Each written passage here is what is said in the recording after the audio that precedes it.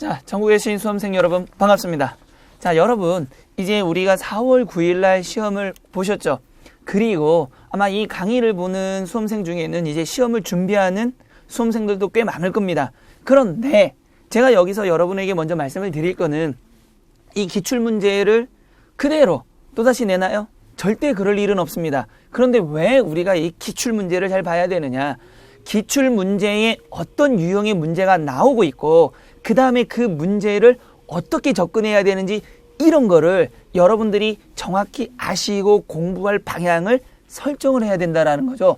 무턱대고 이게 몇 번이니까 나도 그거 풀 수 있어. 절대 이거는 점수와 직결되지가 않습니다. 그럼 여러분들이 올해 시험 유형은 어떤 거고 그러니까 앞으로 내가 공부할 거는 어떤 식으로 해야 되겠다라는 걸 아셔야 되는 거죠. 그럼 막연하게 모든 대부분의 이제 선생님들이 이건 몇 번이야, 이건 이런 식이야 라고 얘기해 주는데 정말 이건 아니라고 생각합니다. 그러니까 여러분들은 저를 믿고 어떤 식의 게 나오고 제가 수업했던 내용이 과연 나왔을까 이런 것들도 한번 확인해 보면서 이걸 보신다라면 그래 저 오은 선생님은 굉장히 신뢰도가 있어 라는 생각을 하실 겁니다. 자, 여러분 1번 문제부터 갑시다.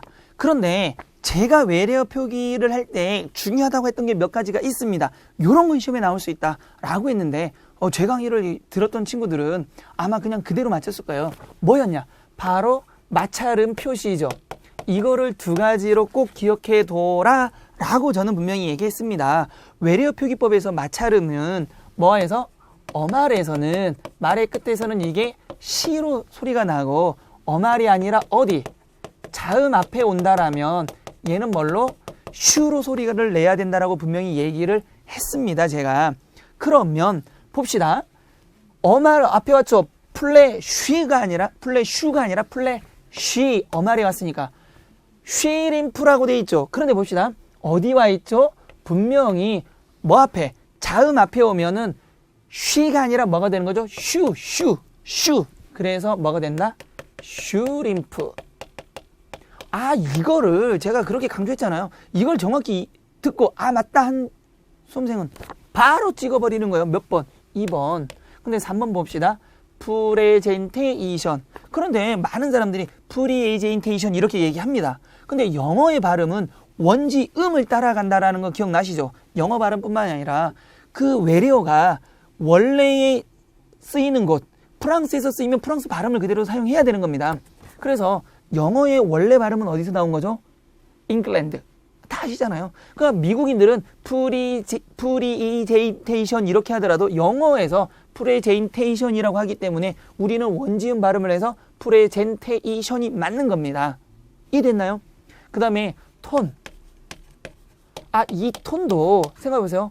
이거는 뭘로 쓴다? 턴으로 써야 되는 거지. 어떤 사람은 톤, 유톤 또는 유튼 이렇게 얘기하는데 잘못된 거다. 이 잘못된 걸 왜 우리가 알고 있냐 자세히. 방송 때문이에요. 방송에서 일부 몰지각한 사람들이 유튼 이거 뭐 잘난 척 보이나 봐요. 또는 유턴 이러는데 아닙니다. 유턴이 맞습니다. 그렇기 때문에 유턴도 맞는 겁니다. 이해되셨죠? 여러분들 보조사는요. 제가 이것도 굉장히 강조했던 것 중에 하나죠. 보조사는 무조건 나온다. 조사가 나올 수도 있고 보조사가 나올 수도 있다. 그런데 보조사는 꾸준히 봐야 된다라고 얘기했던 겁니다. 자, 2번. 밑줄 친 보조사의 의미를 설명한 것으로 옳지 않은 것은 이죠. 그런데 보조사는 여러분들 조금만 생각해도 풀 수 있는 문제입니다. 그렇게 천천히 가다가는 지각하겠다. 여기서 는은 보조사 는은 어떤 대상이 다른 것과 대조임을 나타낸다. 자, 여러분 이렇게 생각해 봅시다. 주격조사가 뭐죠? 그때도 제가 얘기했습니다. 은는 이가 에서 개서 서라고 보통 많이 얘기하는데 이거는 공무원에 내가 합격할 의지가 없다라고 분명히 얘기한 거죠. 은느는 뭐가 된다 그랬죠? 분명히 보조사라고 얘기했습니다. 그러니까 여기도 느는 뭐가 되는 거죠? 주격조사가 아니라 보조사입니다. 그러면 이게 과연 대조의 의미냐? 여러분들은 이것만 따질 수 있으면 되는 거죠. 한번 봅시다.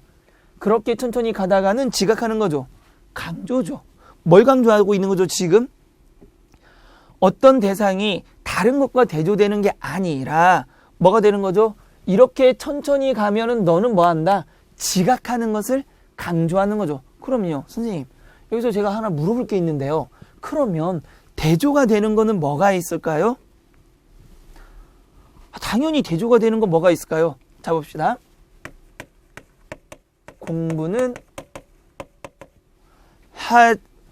해도 놀지는 마라 할 때 이 느는 얘는 하고 얘는 하지 마라 하고 하지 마라 이럴 때는 대조의 의미로 사용되는 거죠. 그러니까 이 보조사는 우리가 문맥만 잘 확인하면은 아무나 풀 수 있는 겁니다. 그럼 정답은 이미 정해졌네요. 대조가 아니라 강조가 되겠네요. 두 번째, 웃지만 말고 다른 말을 좀 해보아라. 다른 것으로부터 제한하고 어느 것을 한정하는 거 맞죠? 웃지 마. 제한하는 거죠. 그 다음에 말해봐. 웃지는 말고 뭐만? 말만 해봐라 라는 거죠. 그러니까 이런 건 충분히 하죠. 그런데 이 만이 어떤 의미로도 쓰인다? 강조의 의미로도 쓰이는 경우들이 있죠. 예를 들면 강조의 의미가 뭐가 있을까요? 오기만 해라.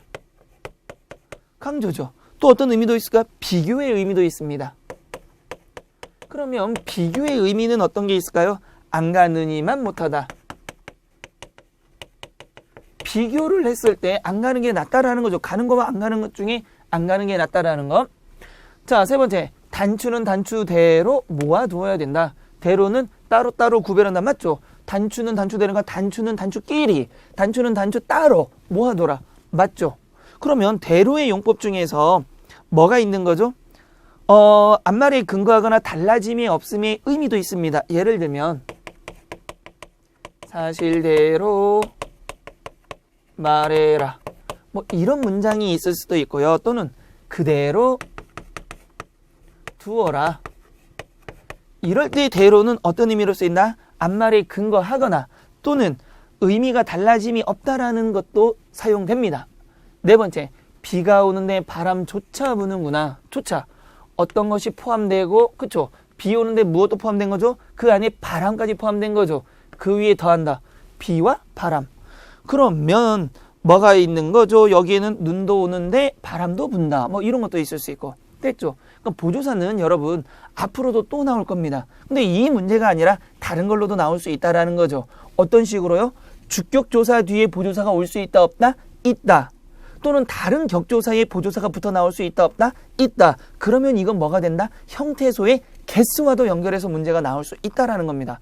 이런 게 나와야 되는데 지금 올해 안 나왔죠. 그러면 이제 내년에 나올 수 있다 없다? 있다. 여러분들은 이걸 공부하셔야 되는 겁니다. 되셨나요? 정말 친절한 오은 선생님입니다.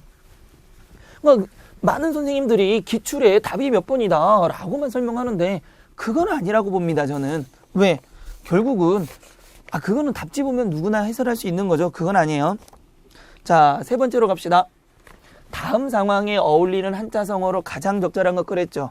자, 여러분 한자성어를 찾으려면 뭘 해야 됩니까? 한자성어의 의미가 뭔지를 정확하게 아셔야 되는 거죠. 이건 어떻게 해라? 스터디를 통해서 여러분들이 반복적으로 하셔야 되는 거라고 저는 얘기했죠. 그러면 교원 영색이 뭔지 봅시다. 상대를 현혹시키는 교묘한 말과 행동. 절치 보시면요. 이를 갈고 마음을 썩힌다. 만시지탄은 때늦은 후에, 사필귀정은 무슨 일이든 옳은 이치대로 돌아간다라는 의미를 여러분들이 정확히 안다라는 가정에서 이 지문을 들어가셔야 됩니다. 한번 봅시다. 김만중이 사씨 남정기에서 사씨는 교씨의 모함을 받아 집에서 쫓겨난다. 모함을 받은 걸 보니까 사씨는 긍정적인 인물이고 교씨는 당연히 부정적인 인물이겠죠. 사악한 교씨는 나왔죠. 교씨가 역시 부정적이네요. 문객 동천과 작당하여 남편인 유한림마저 모함한다. 이건 인생 말종이네요.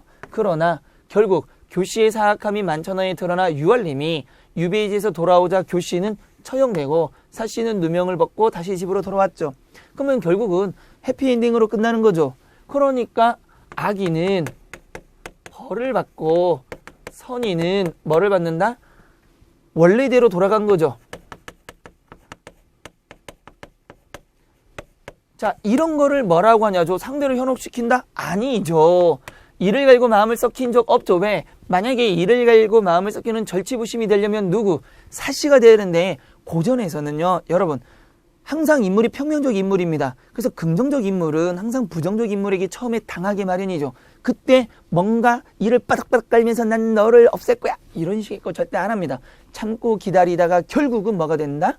원래 자리로, 원래 위치로 돌아가는 권선징악, 그쵸? 사필귀정 이런 형식으로 거의 끝납니다. 그래서 이것도 틀리죠? 떼내준 후에 누가? 그런 거 없죠. 그러니까 정답은 뭐죠? 사필귀정, 무슨 일이든 옳은 이치대로 돌아간다. 잘못을 한 교씨는 처형당하고 잘못이 없는 사씨는 누명을 벗고 다시 컴백했다라는 얘기죠. 또한 누구도 유비지에서도 돌아온 누구? 유할림도. 그러니까 이런 문제들은 여러분 뭐 크게 어렵지 않게 풀 수가 있었을 겁니다. 그런데 이런 것들을 우리가 왜 자주 봐야 되느냐? 사자성 나오죠. 한자도 나오죠. 근데 그걸 알아야 빠르게 풀 수 있단 말이죠. 이걸 읽고 이게 뭐였지? 라고 생각하면 여러분 뭐가 문제가 되는 거죠? 시간 싸움에서 여러분들은 이미 져버리는 겁니다. 자, 4번으로 갑시다. 자, 독해 문제죠. 비문학을 풀 때 자, 여러분 앞으로 여러분들이 공부할 때는 어떻게 공부하냐면 다음 글을 읽고 추론한 내용으로 가장 적절한 거죠. 그런데 지문을 읽고 답지를 읽지 마시고 생각해 보세요. 지문이 긴가요? 답지가 긴가요? 당연히 지문이 길 수밖에 없죠. 그럼 답지를 먼저 읽어보고 대략적으로 어떤 내용이구나. 그럼 이 내용을 읽고 나면 머릿속에 이 4개 정도는 기억에 남습니다. 그걸 가지고 읽어가면서 만약에 적절하지 않은 걸 찾으라 그러면 지워나가는 거고 적절한 걸 찾으라 그러면 이 내용이구나 라는 걸 확인하셔야 됩니다. 그럼 첫 번째, 인간은 모두 인간에 대해서 얘기하고 있죠. 공평한 대우를 받을 때 행복하다. 남보다 능력을 더 인정받을 때 행복하다. 타인과 협력할 때 행복하다. 상대를 위해 자신의 몫을 양보했을 때 행복하다. 그러면 인간이 뭐에 대해서 얘기하는 건가요? 이 글은 안 봐도 뻔하죠. 행복에 대해서 얘기하는 겁니다. 그런데 어쩔 때 가장 행복하냐 이거죠. 자, 답이 중요한 거 아닙니다. 가장이란 게 나오면요. 부분 내용인가요? 전체 내용인가요? 이걸 여러분들이 정확히 인지하셔야 돼요. 당연히 전체 내용입니다. 자, 예를 들어 봅시다. 철수는 할머니 도와드렸다. 이런 문장도 있고요. 이런 문장. 그 다음에 철수는 엄마 청소 도와드렸고 철수는 불우한 이웃 도와줬어요. 그러면 이런 문장과 하나의 문단에 이런 문장들이 있다고 합시다. 그러면 이 글에서 말하고 싶은 바로 가장 적절한 거죠. 그럼 답지 1번. 철수는 할머니 도와드렸다. 정답일까요? 오답일까요? 오답입니다. 왜요? 있잖아요. 그대로. 그러니까 잘 보시는 게 가장이란 것은 이 모든 거를 다 더한 게 정답이 되는 거예요. 그러면 2번. 철수는 엄마 청소 도와드렸다. 얘도 오답이 있네요. 그렇죠. 3번. 철수는 불우한 이웃 도와드렸다. 이것도 오답입니다. 왜? 가장은. 그럼 네 번째. 그럼 이 모든 걸 합칠 수 있는 게 뭘까요? 철수 착하다. 그러면 하나, 둘, 세 개를 모두 합칠 수 있는 말은 착한 거죠. 누가? 철수가. 그래서 정답 이런 식으로 4번을 찍어야 되는 겁니다. 그런데 이런 걸 모르고 뭐지? 있는 말이네? 나 시간 없어. 빨리 보이는 것부터 찍어야지 라고 하면 큰일 나는 거죠. 그러니까 가장이 나오면 전체 내용을 아우를 수 있는 게 뭐냐를 찾아야 되는 겁니다. 그러면 어쨌든 이 글에서는 보더라도 전체는 행복에 대해서 얘기했는데 어떨 때 가장 행복하냐를 물어본 거죠. 자, 한번 봅시다. 한 연구원이 어떤 실험을 계획하고 참가자들에게 이렇게 설명했습니다. 어떻게? 여러분은 지금부터 둘씩 조를 지어 함께 일을 하게 됩니다. 여러분들의 파트너는 다른 직장에서 여러분과 똑같은 일을, 똑같은 노력을 기울여 할 것입니다. 이번 실험에 대한 보수는 각 조당 5만 원입니다. 실험 참가자들이 작업을 마치자 연구원들은 참가자를 세 분류로 나누어 각각 2만 원, 2만 5천 원, 3만 원의 보수를 차등 지급하면서 그들이 다 그런 직업장에서 파트너가 받는 액수를 제외한 나머지 보수를 받는 것으로 믿게 했다. 그 연구원들은 실험 참가자들에게 몇 가지 설문을 했다. 자, 어떤 설문인가 봅시다. 보수를 받고 난 후에 어떤 기분이 들었는지, 나누어 받은 돈이 공정하다고 생각하는지를 묻는 것이었다. 연구원들은 설문을 하기 전에 3만 원을 받은 참가자가 가장 행복할 것이라고 예상했다. 왜? 3만 원은 뭐죠? 돈을 제일 많이 받은 참가자죠. 이 사람이 가장 행복할 것이라고 예상을 했어요. 그런데 결과는 그러니까 돈을 가장 많이 받을 때 행복한 건 아니란 얘기죠. 답지 찾아봅시다. 어떻게? 남들보다 능력을 더 인정받을 때 행복하다? 얘는 아니죠. 왜? 그런데 결과는 반대로 나와야 되니까. 그러면 우리는 2번은 지울 수가 있는 거죠. 예상과 달랐다. 3만 원을 받은 사람은 2만 5천 원을 받은 사람보다 덜 행복했다. 그렇죠? 자신이 과도하게 보상을 받아 부담을 느꼈기 때문이다. 아하, 너무 많이 받는 것도 안 좋은 거야. 그런데 2만 원을 받은 사람도 덜 행복한 것은 마찬가지였다. 그러면 이것도 뭐죠? 결국 내가 돈을 안 받아도 너무 적게 받아도 문제가 있다는 얘기예요. 받아야 할 만큼 충분히 받지 못했다고 생각했기 때문이다. 그러면 봅시다. 타인과 협력할 때 협력하는 거 있나요? 없어요. 그러면 자신을 위해 자신의 몫을 양보했을 때 양보한 거 있나요? 없어요. 그러면 결국은 어떨 때 가장 행복한 거죠? 더 받지도 덜 받지도 않을 때죠. 그러니까 더 받아도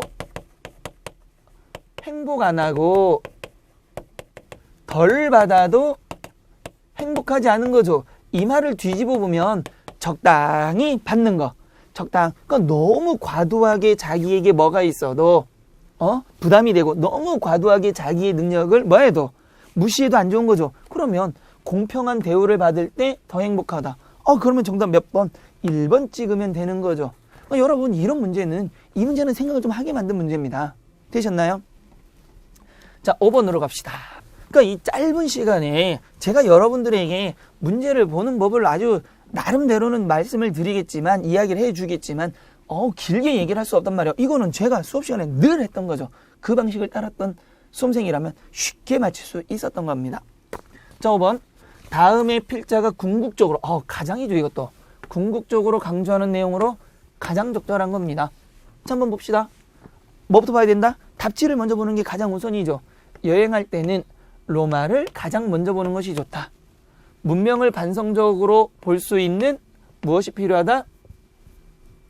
가치관이 필요하다. 그럼 반성적으로 봐야 되나 보죠. 문화 유적에 대한 로마의 자부심은 본받을 만하다. 과거 문명에서 벗어나 새로운 문명을 뭐 해야 된다? 창조해야 된다. 이거죠. 그럼 어디가 있나 한번 봅시다. 그러면 제가 또 하나 팁을 걸어 놓겠습니다. 항상 비문학을 할 때 여러분 뭐 하라 그랬죠? 지시어나 접속어에 광분을 하자. 이 말은 아주 그냥 입에서 침이 막 마를 정도가 아니라 막 여기서 막 내 사리가 나올 정도로 얘기한 겁니다. 왜? 여러분들이 만약에 비문학이 어렵다라는 수험생들은 이거를 잘 안 본단 말이에요. 보세요. 역접이 나온다라면 내용이 반대면서 앞과 뒤 중에 핵심이 어디다? 여기가 핵심이 되는 거죠. 맞죠? 뭐 이 정도는 다 알단 말이에요. 그 다음에 순접이 나오더라도 경우에 따라서 순접은 A와 B의 내용은 같지만 경우에 따라서는 A가 핵심이 되는 경우도 있고 B가 핵심이 되는 경우도 있죠. 이 경우들은 제가 강의에서 모두 다 얘기해 줬습니다. 그거를 기억하고 있다면 모두 끝난 겁니다. 그럼 봅시다. 여기서 빨리 봐야 될 게 지시어 접속을 한번 찾아봅시다. 뭐가 있죠? 그러나. 그러면 가장 적절한 거는 그러나 앞쪽에 있나요? 뒤쪽에 있나요? 당연히 뒤쪽에 있죠. 당연히. 그러면 내가 시간이 모자랐던 수험생들은 어디로 보면 된다? 뒤쪽을 빠르게 보면 되는 거죠. 하지만 우리는 이거를 지금 풀이하는 거니까 앞쪽부터 봅시다. 로마는 마지막으로 보아야 하는 도시라고 합니다. 장대한 로마 유적을 먼저 보고 나면 다른 관광지의 유적들이 상대적으로 왜소하게 느끼기 때문입니다. 로마인의 자부심이 담긴 말입니다. 그러면 여기서 자부심은 가장이 될 수가 있을까요? 없을까요? 없겠죠. 찾아봅시다. 자부심. 그러니까 정답 몇 번? 3번은 버려야 된다는 얘기죠. 바로 하나가 버려지잖아요. 그러나 이거죠. 핵심은 뒤쪽으로 나옵니다. 나는 당신에게 제일 먼저 로마를 뭐 한다? 보라는 것을 권하고 싶습니다. 왜냐하면 그러면 얘도 가능성이 있네요. 1번도. 그렇죠? 로마는 문명이란 무엇인가 물음에 대한 가장 진지한 뭐를 할 수 있다? 반성을 할 수 있는 도시이기 때문이다. 왜 가장 먼저 봐야 되느냐? 진지하게 뭐 할 수 있는 도시다. 반성할 수 있는 도시다. 문명관이란 정의를 내리고 있죠. 자, 또 하나. 정의가 나오면 뭐뭐란 무엇이다. 무엇은 무엇이다. 이 정의가 나오면 글쓴이의 뭐가 된다? 주장에 해당하는 거죠. 그러면 문명이란 이거죠. 그러면 과거 문명에 대한 관점이 아니라 우리의 가치관이 직결되어 있는 것이기 때문입니다. 뭐가 되어 있다? 우리의 무엇이 가치관이 직결되어 있습니다. 그리고 과거 문명을 바라보는 시각은 그대로 새로운 문명에 대한 전망으로 이어지기 때문입니다. 그리고가 나오니까 같아요, 달라요? 같아요. 원인 여기가 뭐가 되는 거죠? 결과. 그러면 이 글의 궁극적인 핵심은 어디에 있다? 바로 이쪽에 있다. 그러면 과거를 바라보는 시각은 그대로 우리 새로운 문명에 대한 전망으로 이어지는 거죠. 어떻게 된다? 문명을 반성적으로 바라보고 반성적으로 볼 수 있는 가치관이 필요하다. 정답 몇 번? 2번 이렇게 가시면 되는 겁니다. 그러니까 뒤쪽에 그러나 뒤쪽에 핵심이 있을 거다. 그러나 앞쪽에 거는 정답은 될 수 있지만 매력적인 오답이다. 라는 생각을 하면 지울 수 있는 건 지워 나가는 겁니다. 되셨죠? 자, 이제 6번으로 갑시다. 글의 제목으로 가장 적절한 것. 그러니까 전체적인 내용을 보시면 여러분 뭐가 보이는 거죠? 전체 내용을 물어보는 경우들이 굉장히 많다는 얘기죠. 부분적인 것보다는 부분적인 걸 전부 다 이해하고 그거를 싸그리 모아서 전체를 말할 수 있는 걸 한번 찾아보세요 라는 문제가 지금 4, 5, 6번에 연속적으로 나오고 있는 거죠. 그러니까 매년 다른 거예요. 어떤 애는 세부 내용이 나오지만 어떤 애는 뭐가 나온다? 전체 내용을 이렇게 줄 수도 있다. 국가직에서. 그러면 저는 국가직 아니니까요? 아닙니다. 국가직이든 아니든 지방직이든 국가직이든 뭐 세무직이든 모든 것들이 이렇게 편협하게 나는 일부만 볼 거야, 나는 전체만 볼 거야 이런 식의 공부를 하지 말자 이거죠. 전체를 보기도 하고 부분을 다 볼 수 있어야만이 내가 지금 직렬해서 어떻게 나올지 모른다는 얘기예요. 됐나요? 그럼 어쨌든 가장 적절한 거죠. 그러면 생명, 운명, 사명, 혁명 봅시다. 그런데 여러분들이 저걸 다 안다라고 하지만 은근히 저 의미를 정확히 모르는 경우들이 많아요. 그래서 생명은 어떤 유기체가 태어나서 죽을 때까지 살아있는 상태 알죠? 운명은 인간을 포함한 우주 일체를 지배한다고 생각하는 초인간적인 힘이 운명이고, 사명은 맡겨진 임무, 혁명은 종래, 즉 기존의 관습, 제도 등을 단번에 깨트리고 새로운 것을 세우는 걸 혁명이라고 합니다. 그럼 이 개념을 가지고 한번 보도록 합시다. 평화로운 시대의 시인의 존재는 문화의 비싼 장식일 수 있다. 그러나 핵심은 어디다? 뒤쪽이다. 계속 나오죠. 시인의 조국이 비운에 빠졌거나 통일을 이뤘을 때 시인은 장식의 의미를 떠나 민족의 예언가가 뭐가 될 수 있다? 민족의 예언가가 될 수도 있고 민족혼을 불러일으키는 선구자적 위치에 놓일 수도 있다. 선구자적 위치에도 놓일 수 있대요. 그러면 이건 뭐가 되는 거죠? 예언가의 뭐가 되는 거죠? 역할이 되는 거죠. 예언가가 예전에는 그냥 평화로운 시대에서는 뭐가 되는데 그냥 장식품인데 나라가 위태로우면 뭐가 된다?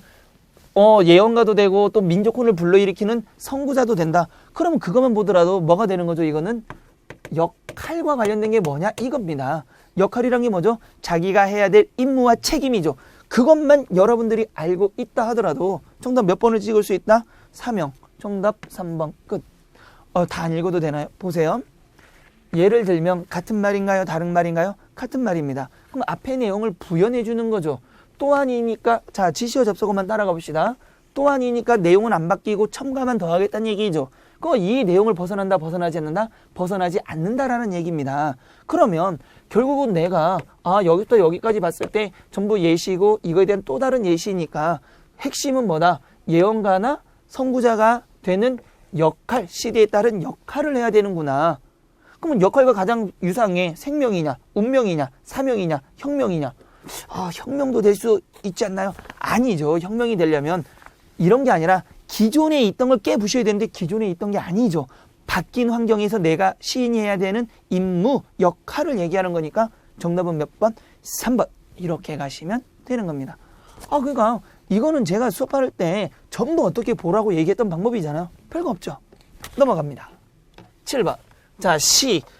근데 여러분들이 은근히 이 시를 어려워합니다. 자, 볼까요? 기용도의 엄마 걱정입니다. 자, 그러면 열무 30단을 이고 아마 일하나 보죠. 엄마가. 시장에 간 우리 엄마. 시장에 갔죠. 그럼 어떤 삶을 살고 있는 거죠? 고단한 삶을 살고 있는 겁니다. 안 오시네. 엄마가 지금 안 와요. 안 오셔요. 안 와서 어떻게 되죠? 해가 시든 지 오래. 그러면 어머니가 시간의 경과를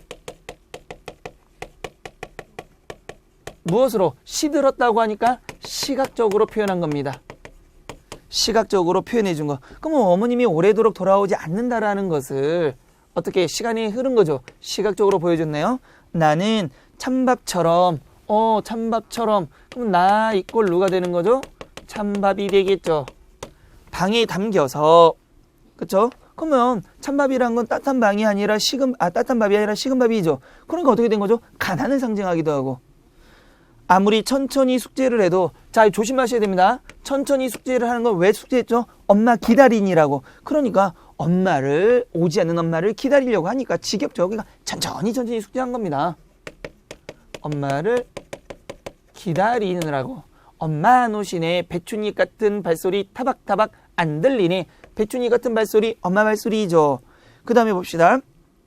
근데 왜 배추잎 같은 발소리일까요? 삶이 지친 거예요.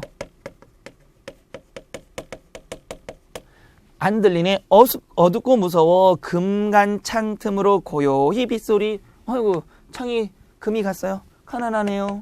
그러니까 어머님이 아침부터 저녁까지 계속 일만 했겠죠. 빈방위에 혼자 엎드려 훌쩍거리던. 자, 여기까지 보면은 뭐가 되는 겁니까? 과거. 어릴 적 유년의 추억입니다. 그런데 아주 먼 옛날 지금도 여기는 언제가 되는 거죠? 현재. 그러면 현재의 화자가 어디에? 과거를 회상하는 거죠. 모든 시의 기준은 과거의 얘기가 계속 나온다 하더라도 기준점은 현재입니다. 계속 강조했던 겁니다. 지금도 내 눈시울을 뜨겁게 하는, 지금도 내죠. 그러면 이 내는 언제죠? 현재. 어른이 된 화자죠. 눈시울을 뜨겁게 하던 그 시절 내 유년의 윗목. 윗목의 반대는 아랫목이죠. 아랫목은 여러분 다 알지만 따뜻한 곳. 엄마, 특히나 아버지 위주로 따뜻한 곳이죠. 그런데 여기 온돌방이 차가운 거죠. 그러니까 윗목, 내 유년의 윗목은 그만큼 뭐했다? 불이 들어오지 않는 방이었다. 가난했다. 엄마가 오지 않으니까 외로웠다. 그 다음에 쓸쓸했다.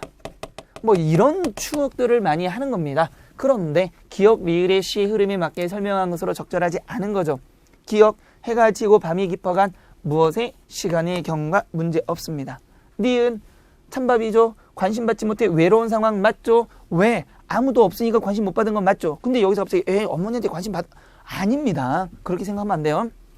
디귿, 공부하기 싫은 어린이의 마음 아니죠. 숙제를 천천히 하는 거죠. 하고 있는데 천천히 하는 이유는 엄마 올 때까지 엄마 얼굴을 보고 싶어서.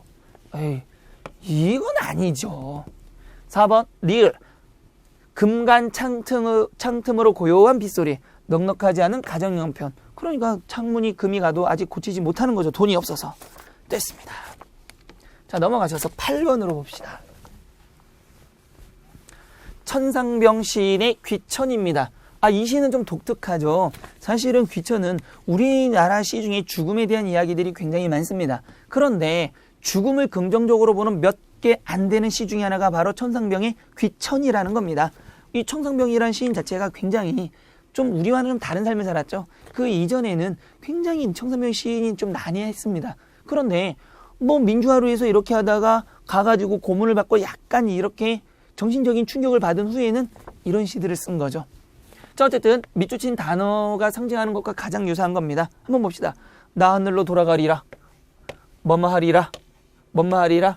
이렇게 반복이 되는 건 뭐가 되는 거죠? 시에서 반복은 강조의 용법입니다. 근데 뭐뭐 돌아가겠다라는 뭐가 있는 거죠? 의지가 있는 거죠. 그 다음에 운율을 형성하는 거죠. 그럼 어디로? 하늘로 돌아가리라. 그럼 이 하늘이란 것은 어떤 장소가 되는 거죠? 내가 반드시 가고자 하는 장소니까 하늘은 긍정의 장소. 왜? 내가 가고자 하는 의지의 곳. 이런 거죠. 그러면 새벽빛와 다 쓰러지는, 사라지는 이슬 더불어 손에 손을 잡고, 자, 이슬입니다. 손에 손을 잡고 어디로 가겠다? 하늘로 가겠다죠. 그러면 일단 이슬은 긍정적인 겁니다. 그런데 이슬이란 게 뭐죠? 새벽빛이 와 닿으면 바로 사라지는 거죠. 그러면 이슬은 긍정적인 거지만 순간적인 것. 순간적이면서도 나에게는 긍정적인 것. 이걸 찾아달라 이겁니다. 그렇죠? 그래서 노을빛 함께 둘이서 기슭에 놀다가 구름이 손짓하면 나아가겠다. 어디로? 하늘로. 아름다운 이 세상 소풍 끝나는 날 가서 아름다웠다고 말하겠다. 뭐 죽음에 대한 달관적 태도죠. 근데 문제는 우리 이슬을 물어봤단 말이에요. 근데 이슬이 뭔지, 저게 뭐지? 라고 생각하면 안 되는 겁니다. 하나만 생각하면 안 됩니다. 가장이니까 조건이 여러 개가 있을 거예요. 순간적이면서도 긍정적으로 생각하는 걸 찾아달라 이거죠. 1번. 어머니는 눈물로 진주를 만드신다. 이거는 뭐죠? 슬픔이죠. 두 번째, 반짝이는 나뭇잎은 어린아이들의 웃음 같다. 아유, 반짝이는 나뭇잎은 어린아이 웃음 같다니까 나뭇잎 이꼴 웃음 같다라는 직유밖에 안 되죠. 잠을 깨고 나니 고단한 인생도 한바탕 꿈처럼 여겨졌다. 봅시다. 잠을 깨고 나니 고단한 인생도 한바탕 꿈처럼 여겨졌죠. 그러니까 정답은 몇 번이 되는 거죠? 일장춘몽. 이런 거를 일장춘몽. 잠깐의 꿈. 이런 거죠. 순간적인 거죠. 아하, 정답은 3번 찾을 수 있네요. 그럼 4번. 얽매인 삶보다는 구름 같은 삶이 훨씬 좋을 때가 있다. 순간적인 거 아니죠. 얘도 순간적인 거 아니죠. 순간적인 거 아니죠. 그러니까 여기서 순간적인 건 뭐밖에 없다? 꿈밖에 없더라. 여러분들 이걸 찾지 못했다라면 아마 8번 문제 굉장히 혼란스러웠을 겁니다. 자, 9번으로 갑시다. 한자어죠. 제가 분명히 한자어도 해야 된다 라고 얘기했는데 뭐 모든 선생님들이 다 얘기는 하실 거예요. 그런데 한자어의 의미관계가 나머지 색과 다른 것 봅시다. 광정은 도와서 정하는 것, 확정은 잘못을 바로 잡는 것. 그럼 이거 무슨 관계죠? 유의 관계가 되는 거죠. 부상은 뭐죠? 해가 뜨는 동쪽 바다. 함지는 해가 뜨는 서쪽 바다. 아하, 서쪽에 못. 그러면 얘는 반의가 되는 거죠. 근데 여러분, 제가 문제 풀 때 이렇게도 해보라고 했습니다. 어떻게요? 유의와 반의가 나왔죠. 그럼 정답은 1번 아니면 2번입니다. 근데 내가 3번을 몰라. 그럼 4번은 알아. 3번 굳이 몰라도 되죠. 그럴 땐. 왜? 이미 답이 나와 있으니 둘 중에 하나만 정확히 알 수 있다라면 이 둘 중에 하나가 내가 반인 건 확실히 알아. 그럼 정답 몇 번? 1번. 근데 둘 중에 하나가 유의야. 그럼 정답 몇 번? 2번. 이런 것도 여러분의 능력입니다. 그럼 한번 봅시다. 중상이란 게 뭐죠? 남을 근거 없이 비방하는 걸 중상이라고 하죠. 그럼 비방은 남을 헐뜯는 거죠. 유의관계네. 유사한 거죠. 갈등은 뭐죠? 이해관계가 서로 달라서 적대시되는 게 갈등이라면 알력은 뭐가 되는 거죠? 서로의 의견이 맞지 않는 거죠. 그러니까 이것도 뭐가 되는 거죠? 유의관계. 정답 몇 번이다? 3번, 2번이다. 예전에는 뭐도 많이 나왔죠? 보통 여러분들이 많이 본 것 중에 하나는 한자어를 하나하나만 물어보는 겁니다. 근데 지금은 이 한자를 여러 개 나열해 놓고 유의와 반의까지 찾으라고 하는 거죠. 그러니까 앞으로는 저것만이 아니라 한자도 비슷한 것도 여러분 공부하셔야 되고 반대의 개념도 알아두셔야 된다라는 거죠. 자, 10번으로 넘어가셔서 화법입니다. 화법을 할 때는 이거를 먼저 읽는 거 아니죠. 어떻게 한다? 진행자, 김교수, 진행자. 그럼 진행자는 뭐 하고 있나? 김 교수에게 추가 설명 요청하고 있나? 그럼 추가 설명 빨리 보면 됩니다. 화법은 여러분 시간 굉장히 줄일 수 있어요. 자, 진행자만 빨리 찾으면 되죠. 추가 질문 하나 봅시다. 평면 구조가 무엇인지 말씀해 주시겠습니까? 딱 봐도 알 수 있죠. 맞죠? 그러니까 일단 1번은 있는 거예요. 그 다음에 2번 봅시다. 김 교수는 진행자의 의견에 동조하며 자신의 견해를 수정하고 있다. 진행자가 과연 동조하면서 수정하고 있는 게 봅시다. 동조하려면 네, 맞습니다. 근데 이게 잘못됐군요. 이런 식이죠. 그럼 김 교수, 네, 그건 밑부분이 구조입니다. 이거는 동조가 있네요. 수정하는 거 있나 봅시다. 수정 없죠. 네, 그렇습니다. 동조했죠. 수정은요? 없죠. 그럼 보지 않더라도 정답 몇 번? 2번. 그러니까 화법은 이렇게 빠르게 풀 수 있는 거예요. 이거 다 읽을 시간 없단 말이에요. 그러면 김 교수는 진행자의 부탁에 따라 소개할 내용을 선정한다 봅시다. 김 교수, 자, 하나만 소개해 주시겠습니까? 라고 물어보니까 판옥선에 담긴 선조의 지혜를 소개할까 합니다. 나왔죠. 그럼 마지막 진행자는 김 교수의 설명을 듣고 자신의 이해가 맞는지 질문하고 있나 봅시다. 질문 찾아봅시다. 질문 맞나요? 결국 섬이 많고 수심이 얕으면서 조수간만의 차가 큰 우리나라 바다 환경에 적합한 구조란 말씀이시군요. 라고 내가 말한 게 맞나요? 하니까 김 교수가 yes, 맞아요. 라고 얘기했잖아. 그러니까 화법은 다 읽는 게 아니라 빨리 이 사람들이 어떤 지금 대화, 대담, 어떤 과정을 거치고 있는지를 빨리 확인하셔서 맞다 틀리다 찾으셔야 됩니다. 대단합니다. 제가. 됐죠? 띄어쓰기입니다. 마의 4대 천왕 중에 하나인 띄어쓰기죠. 그래서 우린 띄어쓰기도 굉장히 많이 했는데 한번 봅시다. 역시 아니나 다를까 나옵니다. 그는 우리 시대의 스승이라기보다는, 자, 보다는이죠. 조사입니다. 조사는 뭐 해야 된다? 띄어 써야 된다, 붙여 써야 된다, 붙여 써야 되는 거죠. 서로 차이를 비교하는 보다죠. 철수보다 영희가 잘한다 할 때 이 보다는 뭐다? 비교를 하는 조사가 되는 거죠. 그러니까 얘는 어떻게 돼야 된다? 붙여 써야 되는 겁니다. 됐죠? 그는 황소 같이 일을 했다. 같이도 뭐가 되는 거죠? 조사가 되는 거죠. 그러면 이렇게 될 수 있죠. 가치가 떨어졌을 수는 있죠. 이럴 때 가치는 뭐가 되니까 부사가 돼서 띄어져야 되지만 2번 같은 경우는 조사로 사용되고 있으니까 뭐가 돼야 된다? 붙여 써야 되는 겁니다. 됐죠? 또 이런 것도 있죠. 세월이 물과 같이 흐른다. 물과 비교를 하고 가치가 뭘 꾸며준다? 흐른다. 이걸 꾸며주는 부사가 되는 거죠. 이럴 땐 부사고 앞에서는 황소와 같은 의미니까 조사로 붙여 써야 되는 겁니다. 3번 하루 종일 밥은커녕 뭐뭇은 커녕은 보조사죠. 보조사인데 어떤 의미를 갖죠? 사실을 부정. 어떠한 사실을 부정하는 또는 어떠한 사실을 부정하면서 강조하는 보조사가 되는 겁니다. 그러면 이 자체는 보조사이기 때문에 밥은 커녕 붙여 써야 되는 거죠. 마지막으로 내 모자는 그거 다 하고 오호 붙여 쓰는 거 맞네요. 그래서 정답은 4번 됐습니다. 그 다음에 12번을 보시면 이 문제는 생각보다 굉장히 뭐하게 한 거죠? 친절하게 내준 겁니다. 하지만 고유어라든가 특정한 용어를 가지고 썼기 때문에 나 저런 문제 본 적 없어 라고 하는데 결국은 유사한 문제를 유형만 약간 다르게 보이는 것처럼만 만든 겁니다. 그래서 항상 얘기하는 게 뭐죠? 똑같은 기출문제만 풀지 마라. 변형된 기출문제를 풀어라. 그래야 이런 거에 대한 뭐가 있다? 적응력이 생긴다. 이해됐죠? 그럼 제가 왜 그거를 아주 미치도록 강조한지 이제 아셨나요? 됐습니다. 미조치는 어휘의 뜻풀이가 옳지 않은 것. 해미. 한치 때문에 한치 앞도 보이지 않았다? 그러면 이걸 집어넣어서 말이 되나 보자 이거죠. 바다 앞에 낀 짙은 안개. 맞죠? 그러면 한치 앞도 보이지 않는 거니까 맞나요? 맞죠? 한치 앞도 보이지 않았어? 안개. 문제 없어요. 이제는 안갚음을 할 때가 되었다. 안갚음은 남에게 해를 받은 만큼 저도 그에게 다시 준다라는 거죠. 근데 여러분 안갚음이 있죠. 여기는 안갚음과 안갚음이 있습니다. 그러니까 이거를 구분할 수 있으셔야 돼요. 안갚음이란 건 뭐죠? 자식이 커서 부모를 공양하는 겁니다. 안갚음은 공양해서 내가 다시 부모님에게 뭔가 돌려드리는 거를 말하는 거고 이렇게 열받아가지고 누구에게 다시 할 때는 뭐가 되는 거죠? 안갚음. 그래서 안갚음이 아니라 안갚음이 되는 겁니다. 됐죠? 얘는 틀렸네요.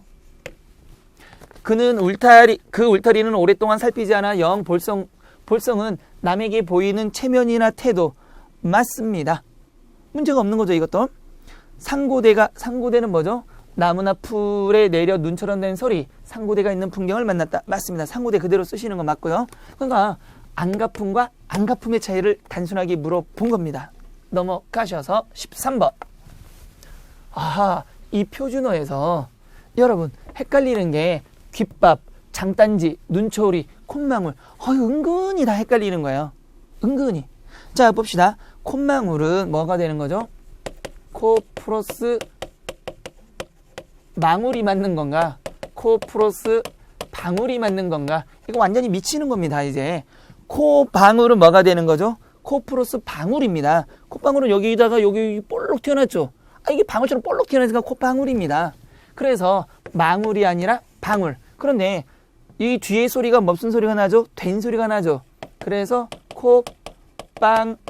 콧방울이라는 소리가 나기 때문에 뭐가 된다? 사이시옷을 받쳐 적어서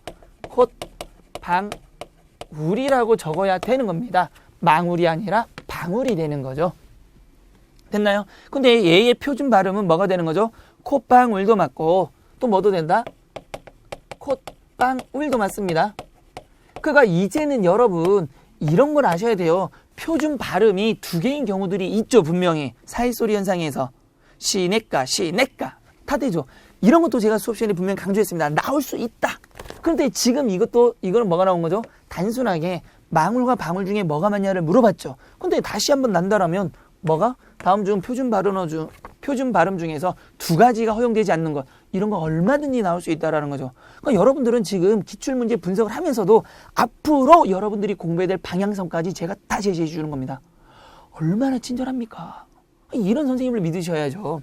두 번째. 그 사람은 눈초리라고 했죠. 하하, 눈초리가 뭐죠? 눈초리? 같은 말로는 눈꼬리. 선생님 저는 꼬리로 알고 있는데요. 같은 겁니다. 둘 다 표준어입니다. 그러니까 난 눈꼬리만 봤었는데 눈초리? 아니지 않나? 복수 표준어입니다. 귓밥이라는 게 있죠. 자, 이제 귓밥을 한번 봅시다. 귓밥은 뭐가 된 거죠? 귀, 여기 바퀴 있죠. 여기 아래쪽에 붙은 살이죠. 그래서 얘를 귓볼이 맞을까요? 귓불이 맞을까요?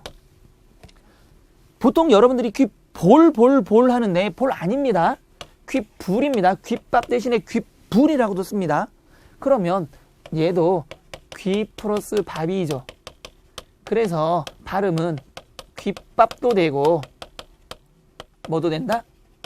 귓밥도 되는 겁니다. 그러니까 이런 것들이 복수 표준어가 몇 가지 발음으로 두 가지 발음으로 나눈 경우들이 굉장히 많죠. 그런 것들 여러분들 다시 한번 정리하셔야 됩니다. 내년에 다시 나올 수 있어요. 장단지. 우리가 발음이 장단지 아니가 장단지라고 하는데 근데 선생님 이거 발음 때문에 잘못된 거 아닌가요? 그러면 장단지가 맞지 않나요? 미친 거죠. 그냥 이 자체가 표준어입니다. 이해되셨죠? 그렇게 넘어가시면 될 것 같습니다. 자, 14번으로 넘어갑니다. 다음 글에 대한 설명으로 옳지 않은 것은 입니다. 자, 이규부의 경솔이죠. 경솔은 잠깐 정리해보면 거울을 두고 누구랑 나그네와 거사가 이야기를 합니다. 그런데 나그네는 일반적인 생각을 하는 겁니다. 일반적인 생각. 그래서 일반적인 생각에 거울은 뭐 해야 된다? 깨끗해야 된다. 그래서 이 깨끗한 걸 가지고 마음을 수련해야 된다라는 입장이고 거사는 아니다. 얘는 창의적인, 독창적인 생각을 한다. 거울은 뭐 한다? 먼지가 있어야 된다. 먼지가 있어야 된다. 하지만 먼지가 있더라도 거울의 본성은 뭐 하지 않는다? 변질되지 말아야 된다라는 입장입니다. 사실 이규보의 경솔은 그때 무신난이 일어날 때 이규보가 문인이었죠. 그런데 무신님 다 문인을 죽이고 나니까 어떻게 된 거예요? 나는 문인의 그 지조와 절개를 가지고 깨끗하게 살게 하면 다 죽어오는 거예요. 그래서 이규보가 나는 무인도 좋아 하면서 어떻게 한 겁니까? 무인 쪽에도 붙었다가 문인 쪽에도 붙었는 거죠. 그럼 처세술에 대한 겁니다. 경솔은 처세술. 그러면서 더럽더라도 내가 무인에 붙더라도 사실 나의 본질은 문인이다 라는 걸 얘기하는 겁니다. 사실은. 그래서 읽어보면 알지만 왜 이 사람은 먼지가 있는 게 좋죠? 세상에는 뭐가 더 많다? 깨끗한 사람은 깨끗한 거울을 좋아하고 더러운 사람은 깨끗한 거울을 보면 뭐가 되는 거죠? 자신의 치부나 자신의 더러운 면모가 다 보이니까 깨트려 버리는 거죠. 근데 요즘 시대는 어떻더라? 더러운 사람이 많다. 그러니 뭐 하자? 깨트려지지 않기 위해서는 먼지 낀 거울을 내가 갖고 있는 거다. 그게 맞는 거다. 그런데 거울의 본질적인 뭐는 나의 본질적인 것은 변하지 않았다라고 얘기하는 게 바로 경솔이죠. 그래서 얼굴이 잘생기고 예쁜 사람은 맑고 아련한 거울을 좋아하지만 핵심은 뒤쪽이죠. 얼굴이 못생겨서 추한 사람은 오히려 맑은 거울을 싫어할 것입니다. 그러나 잘생긴 사람은 적고 그렇죠. 못생긴 사람은 많기 때문에 만일 맑은 거울 속에 비친 추한 얼굴을 보기 싫어할 것인즉 흐려진 그대로 두는 것이 나을 것입니다. 그러니까 흐린 그대로를 두자. 그래서 차라리 깨져버릴 바에야 먼지에 흐려진 그대로 두는 것이 나을 겁니다. 그러니까 깨져버릴 바에야 먼지 그대로 두는 것이 낫다 이거죠. 먼지로 흐리게 된 것은 뭐뿐이지 이거죠. 겉만 먼지로 흐려졌지 바탕은 그대로 남아 있습니다. 이 말이죠. 만약 잘생기고 예쁜 사람을 만난 뒤에 갈고 닦아도 늦지 않습니다. 아하! 옛날에 거울을 보는 사람들은 그 맑은 것을 취함이지만 내가 그 거울을 보는 것은 오히려 흐린 것을 취한 것인데 그대는 이를 어찌 이상하게 생각합니까? 하니 나그네는 대답이 없었죠. 이미 거사의 말에 싹 넘어간 겁니다. 그러면 옳지 않은 것, 잘생긴 사람이 적고 못생긴 사람들이 많다는 것에서 거사의 현실인식 맞죠? 그러니까 현실인식은 뭐죠? 깨트려지지 않으려면 그냥 흐린 거울이 좋다. 맞습니다. 문제 없죠? 용모에 대한 거사의 논의는 도덕성, 지혜, 안목 등을 비유한 것으로 볼 수 있다. 맞죠? 그러니까 어떤 안목? 나 살아남아야 돼. 그 다음에 지혜 죽지 않으려면 이렇게 돼. 도덕성은 뭐죠? 겉은 더럽게 보이지. 하지만 나는 사실은 속은 뭐다? 맑다. 이것도 보입니다. 잘생기고 예쁜 사람을 만난 후 거울을 닦겠다는 말에서 거사가 지닌 처세관 맞죠? 왜? 지금은 더러우니까 이 사람들은 내가 깨끗해지면 깨뜨려버리죠. 그러니까 더러운 사람, 깨끗한 사람 만날 때까지는 지금 더럽게 살자 이겁니다. 이생이 어디 있어? 결백 어디 있어? 자기 잘못한 게 어디 있어요? 정답은 4번. 됐네요. 자, 15번. 이 정도면 아마 대한민국에서 가장 자세하게 설명하면서도 앞으로 어떻게 공부를 해야 되는지도 명확하게 제시해주는 아마 유일한 선생님일 겁니다. 제가. 기억 리을을 고친 내용으로 적절하지 않은 것은 이죠. 이것도 뭐 하는 거죠? 읽으면서 기억이 딱 걸리면 내려오는 겁니다. 니은이 걸리면 내려오는 겁니다. 그래서 확실히 정답이면 딱 찍고 넘어가시면 됩니다. 봅시다. 자, 자본주의 체계에서 모든 계층의 사람들은 뭐 하고 있다? 똑같이 많이 벌고 잘 살기를 바랄 수 없다. 어느 정도 소득 격차는 경쟁을 유발하는 동기가 될 수 있음을 소득 격차가 부인할 수 없다는 거죠. 따라서 우리와 같이 양극화 현상이 심한 추세를 그대로 방치한 채 자연히 치유되도록 기다릴 수만은 없다. 그러면 따라서를 기준으로 여기는 뭐다? 소득 격차를 인정하고 있는 거죠. 근데 따라서를 이거는 인정하지 않겠다는 내용이 어떻게 되는 거죠? 달라지고 있죠. 그러면 따라서는 원인 결과의 문제지. 그럼 따라서가 아니라 뭐로? 그러나 정확하네요. 내용 바뀌었으니까. 그동안 단편적인 대책은 나오기도 했으나 자 떡잎 봅시다. 단편적인 대책은 나오긴 했으나 떡 먹은 잎 쓰러치듯 개선은 되지 않고 봅시다. 개선은 되지 않고 오히려 악화죠. 그러니까 어떤 대책은 나왔지만 개선되지 않았죠. 그러면 이런 걸 뭐라고 하죠? 미봉책이죠. 임시방편이죠. 만나봅시다. 의미가 통하도록 아랫떨개에서 빼서 윗돌 괴듯 임시방편 미봉책 맞나요? 맞습니다. 언발에 오줌 누기 써도 상관없습니다. 그러면 1번, 2번은 문제가 없네요. 자, 과거의 실패를 거울 삼아 저소득층 소득 향상을 통한 근본적인 빈부격차 개선책을 제시하여 빈자에게 희망을 불어넣어야 된다. 그렇다고 고소득자와 대기업자를 욕하거나 경원되어서는 안 된다. 경원되어서가 뭐죠? 경원되어서가 자 봅시다. 경원되어서 대신에 어법에 맞도록 경원을 사선은으로 수정한다. 맞죠? 경원되어서가 경원을 사선은 맞습니다. 그러면 정답은 4번인가요? 에헤이, 미친 거죠? 아니죠. 정답 3번이죠. 그러니까 여러분 잘 생각해 봅시다. 뭐가 되는 4번부터 봅시다. 4번. 내가 이거를 이렇게 봅시다. 여러분들이 경원을 모른다. 그럼 4번을 먼저 보는 거예요. 또한 그래야 일자리가 생기고 서민소득이 늘어나게 된다. 또한 자본의 원활한 흐름을 위해 고소득층의 해외 소비 활동도 촉진해야 된다. 문단의 통일성이 어긋난다. 지금 계속 뭐 하고 있죠? 고소득자와 저소득자 얘기하고 있고 그들 간에 서로 욕하고 또는 제거하고 이 문제하고 있는데 갑자기 대기업 또는 고소득층의 소비활동 아무 쓸모가 없는 거죠. 그러니까 삭제하는 거 맞습니다. 정답은 3번. 그러면 이 문제 같은 경우는 여러분들 제가 얘기했죠. 지문을 읽다 보면 모르는 용어들이 나올 수 있다. 그러면 나머지를 가지고 해결한 뒤에 뭐 해라? 바로 그것을 지워나가면 된다. 이것도 방법 중에 하나라고 누누이 강조했던 겁니다.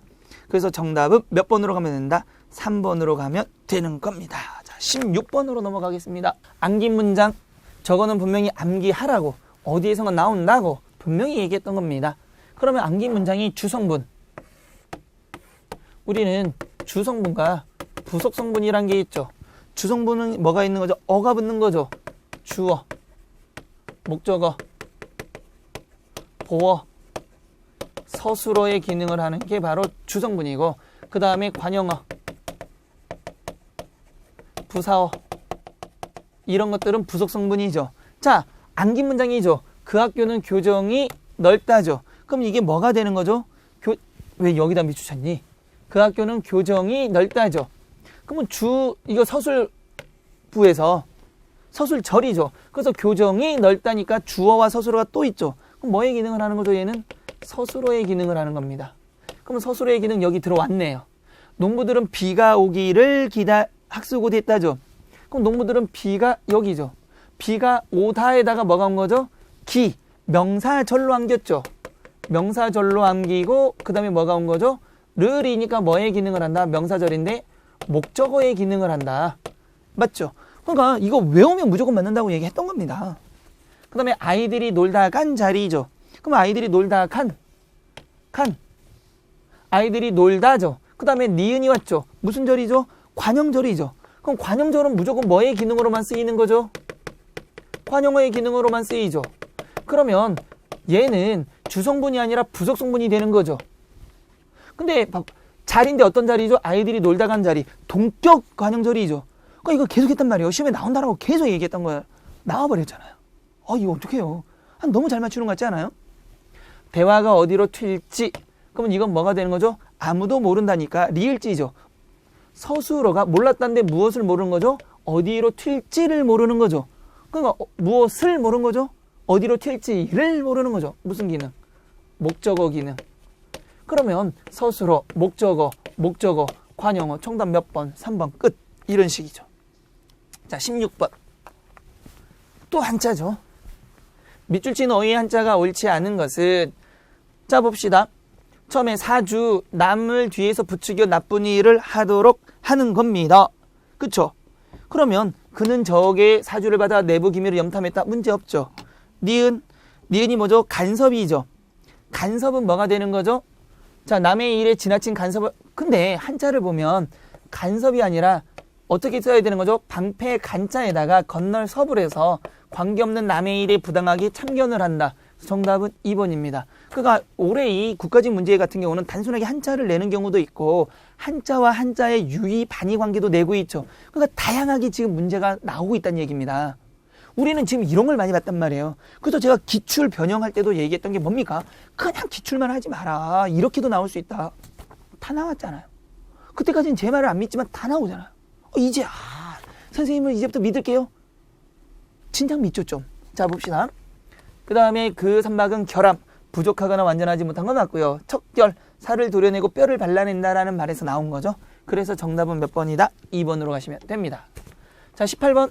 다음 글에서 독자가 웃음을 유발하는 이유죠. 웃음 유발 이유를 바르게 설명한 겁니다. 자 하나는 소리는 같지만 뜻이 전혀 다른 두 단어를 의도적. 이런 거를 동음이어라 그러네요. 동음이어가 있나 찾으면 되는 거죠. 일반적으로 예상되는 사건 대신 아주 엉뚱한 사건을 뭐해서? 대신해서 이런 걸 뭐라 그러죠? 해학적인 것.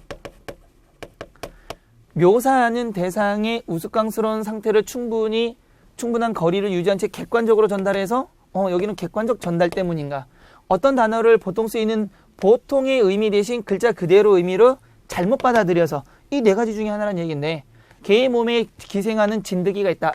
미친 듯이 제 몸을 긁어대는 개를 붙잡아서 털 속을 헤쳐보라. 진드기는 머리를 개의 연한 살에 받고 피를 빨아먹는. 징그러워.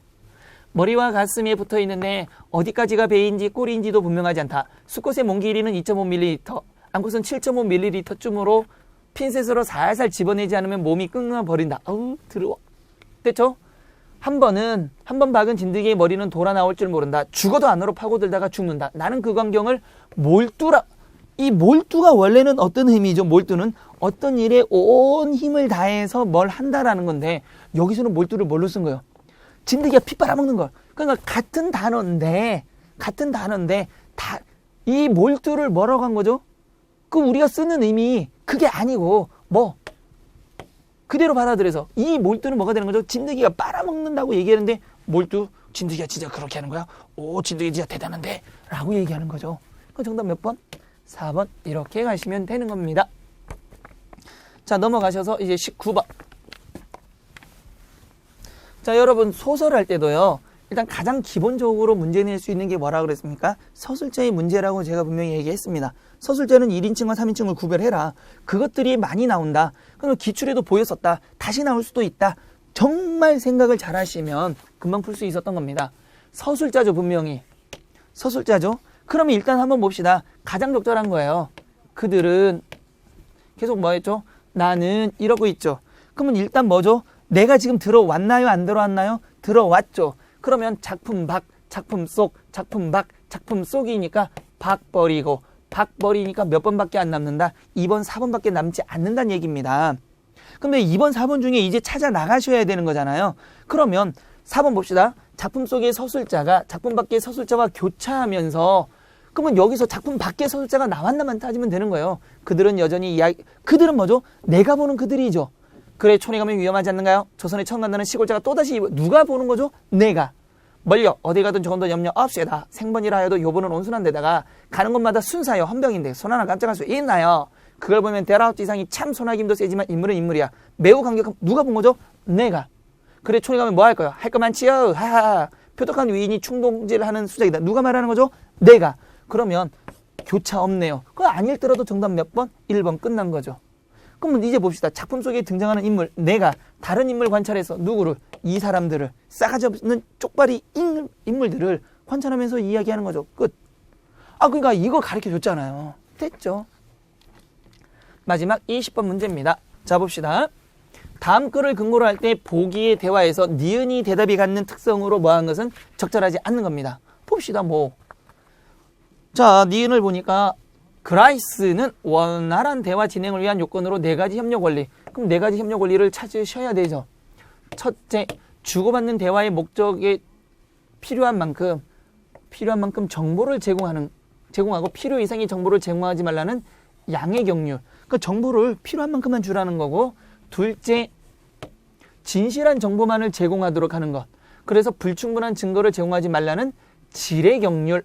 셋째, 해당 대화 맥락과 관련되는 말을 하려는 해당 대화의 맥락과 관련되는 말을 하려는 관련성의 경률. 마지막 넷째, 모호하거나 중의적인 표현을 피하고 간결하고 조리 있게 말하라는 태도의 경률. 이겁니다. 그러면 이걸 가지고 적절하지 않은 걸 찾으라고 한 거죠. 1번, 기억, 체중이 얼마나 되니? 니은 55kg인데 키에 비해 가벼운 편입니다. 태화 1 봅시다. 태화 1. 관련성의 경률을 위배했다. 관련성의 경률인가요? 관련성의 경률이 뭐였죠? 봅시다. 해당 맥락과 관련되는 말을 하려는 관련성이죠. 체중 말했어요? 안 했어요? 했죠. 그런데 뭐 했죠? 가벼운 편입니다. 55kg만 말하면 되는데 뭐도 더 말한 거죠? 필요한 정보만 얘기하면 55kg인데요 라고 말해야 되는데 거기다가 뭐도 한 거죠? 필요 이상의 정보를 제공한 거죠. 그게 가벼운 거예요. 하나 더 말했죠. 만약에 체중이 얼마니? 너 그럼 가벼운 편이니? 라고 해야 맞는데 체중이 얼마냐고 물어봤으니까 체중만 말하면 되는 거죠. 그러면 관련성의 경률이 아니라 무엇을 양의 경률을 위반한 거죠. 정답은 1번입니다. 그럼 2번, 3번도 한번 봅시다. 대화 2는 얼마 전 시민 운동회가 있었다면 100m 달리기에서 비행기보다 빠른 사람을 봤어. 질의 경률. 질의 경률이 뭐죠? 불충분한 것, 즉 진실한 정보만 제공하도록 노력하고 증거가 불충분한 것은 말하지 말라는 거죠. 빠른 건 맞는데 비행기보다 빠르다. 봤어? 달렸어? 아니잖아요. 3번. 형이 너 몇 살이니? 형이 17살이고 저는 15살이에요. 양의 경률이 뭐죠? 불필요한 정보, 뭐죠? 필요한 만큼의 정보를 제공하고 필요 이상의 정보를 제공하지 않는 거죠. 그러면 너 몇 살이니? 저는 15살이요. 이것만 얘기하면 되는데 우리 형은 이만큼이에요. 형 얘기까지 더해야겠잖아요. 그러니까 양의 경률 위배에 맞습니다. 4번. 점심은 뭐 먹을래? 생각해보고 마음 내키는 대로. 태도래요. 태도는 뭐죠? 모호하거나 중의적인 표현을 피하고 간결한 거죠. 생각해보고 마음 내키는 아니죠. 점심 뭐 먹을래? 된장. 점심 뭐 먹을래? 고추장. 고추장은 아니죠. 고추장. 아니. 김치찌개. 이렇게 정확하게 얘기했는데 생각해보고요. 완전 중의적인 뭐 먹겠다는 얘기야. 그러니까 태도의 경률 위배 맞습니다. 자, 이렇게 해서 우리가 이제 국가직 문제는 다 풀어봤는데, 자, 여러분들 제가 이렇게 얘기한 이유 알겠죠? 기출은요, 답지를 보면 여러분도 압니다. 그거 중요한 거 아니에요. 근데 많은 선생님들이 그냥 답에 의존해서 그걸 푸는데 앞으로 어떻게 정리가 될 거고 어떤 식으로 문제를 풀어야 되며 무엇을 공부해야 되는지 공부의 방향까지 이렇게 정리하는 선생님이 있으면 나와보라 그러세요. 제입니다. 그러니까 저를 믿고 계속 따라오시면 만약에 내년에도 저를 믿는 분들은 분명히 다 합격하실 겁니다.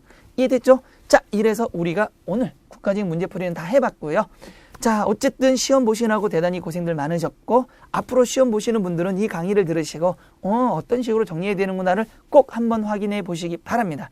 여러분들 대단히 수고 많으셨습니다.